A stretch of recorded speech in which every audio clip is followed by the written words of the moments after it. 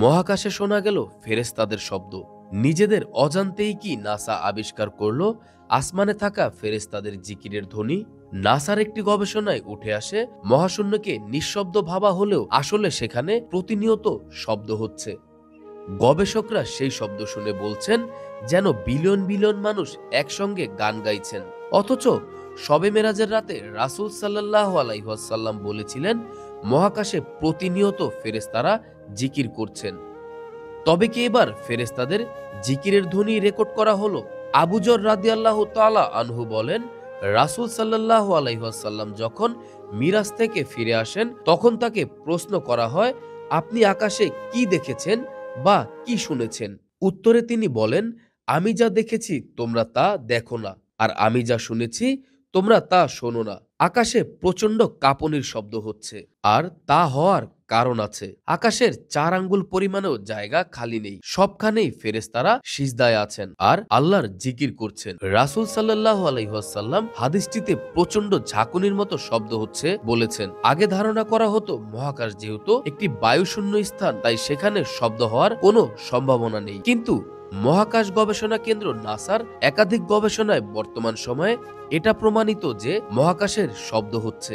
সংস্থাটির hour universe is not silent অথবা listen to the universe শীর্ষক প্রতিবেদনে দেখানো হয়েছে কিভাবে মহাকাশের শব্দ হয়। এমনকি নাসার অত্যাধুনিক টেলিস্কোপ ও যন্ত্রপাতির সাহায্যে এসব শব্দ রেকর্ডও করা হয়েছে। চলুন একবার শুনে নেই সেই শব্দ।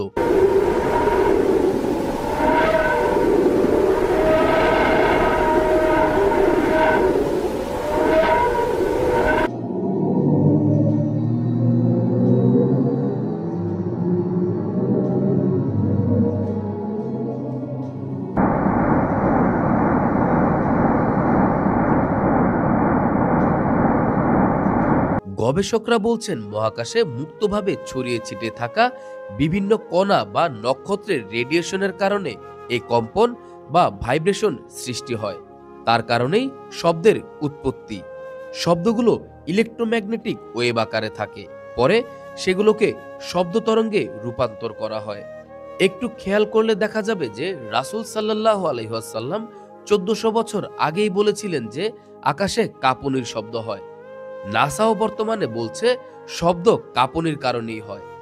এমনকি গবেষণার সাথে যুক্ত একজন গবেষক বলেন, এই শব্দ শুনে মনে হচ্ছিল যেন বিলিয়ন বিলিয়ন মানুষ একসাথে গ্রেগরিয়ান চ্যান্ট গাইছে।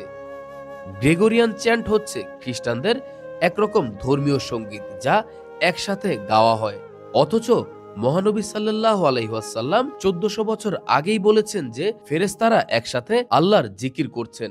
নাসা মহাকাশে এমন শব্দ আবিষ্কার করেছে ঠিকই, কিন্তু তারা এর পেছনে বিভিন্ন কারণ বর্ণনা করেছেন। কোন গবেষণায় বলা হচ্ছে নক্ষত্রের চুম্বক ক্ষেত্র, কোথাও আবার বলা হচ্ছে প্রাচীন মহাবিশ্বের বিস্ফোরণের শব্দ। তবে শব্দগুলো মহানবী সাল্লাল্লাহু আলাইহি ওয়াসাল্লামের হাদিসের বর্ণনার সাথে পুরোপুরি মিলে যায়। আসলেও এই শব্দগুলো ফেরেশতাদের জিকিরের শব্দ কিনা তা আল্লাহই ভালো জানেন।